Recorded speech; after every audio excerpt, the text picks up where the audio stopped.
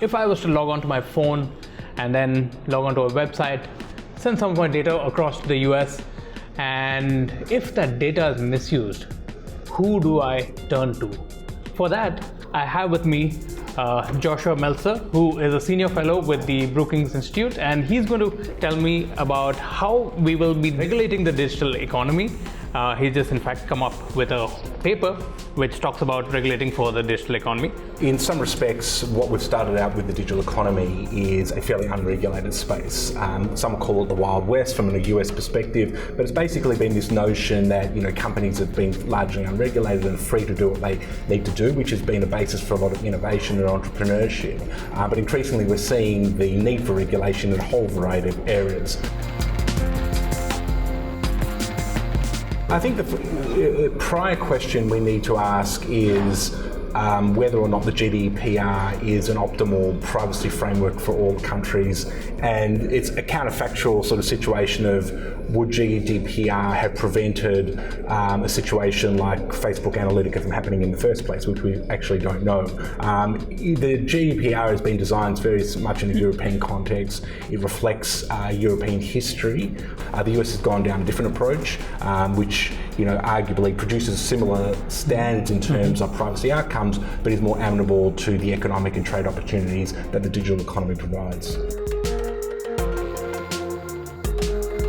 Yeah, I think cryptocurrencies are one of these developments which has become significant enough that governments are beginning to pay attention to it. It certainly can be subject to regulation. There are areas, for instance, when it comes to smart contracts, which are going to have real life sort of legal ramifications. There's significant financial stakes now involved, so there are potential losses which may need to be compensated, which will probably see cryptocurrencies, but really sort of blockchain technologies which underpin the cryptocurrencies more broadly being regulated by governments. Well, there are two aspects here. You make a very good point. India has got a key challenge, which is simply just building out internet access. So, there are a variety of innovative ways of doing this. This is going to be a responsibility of really all the players and probably providing a mixed solution. You see that the telecom operators sometimes can be quite effective, but at times, particularly if they're incumbents, it's the newer players, whether it's through mobile devices, there's experimentation with using TV white spaces more effectively to really expand internet access out to the poorest parts of the community. But even once you've got internet access out there, that doesn't necessarily mean it's going to be utilised. You need it to be cost effective, and you also need to have content that's going to be relevant for these users as well. I think that we're seeing that countries broadly, and certainly India, are grappling with this challenge of how do we sort of maximise and get value out of the digital economy. We discuss in actually this paper the need for government to think very carefully about how they maximise the economic and trade opportunities of data and how it's transforming economic life, while at the time also achieving their legitimate regulatory goals, whether it may be privacy or security and the like. In many respects, often a knee-jerk, immediate reaction from regulators to think that data is safer if it's held in country.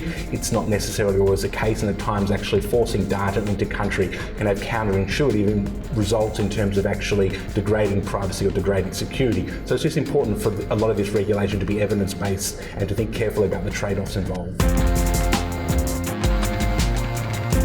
The US specifically is concerned about a range of Chinese trade practices over years, which they consider to have been unfair, particularly the targeting and the stealing of commercial IP from US firms, but other restrictions that China's put in place, which have really closed off the economy in ways that were not bargained for when they joined the WTO. There's really a negotiation underway now between the US and China to see if they can work out their differences. Tariffs have been proposed but not yet implemented, and so the question is, can they reach a deal before they actually are sort of forced to actually implement these tariffs? I think it's certainly a risk, as China becomes a more significant economic actor in the Asia-Pacific region. You certainly do see some countries feeling freer to model their types of laws on the restrictions that China has adopted. And so I think certainly one of the concerns from a US perspective has been this development.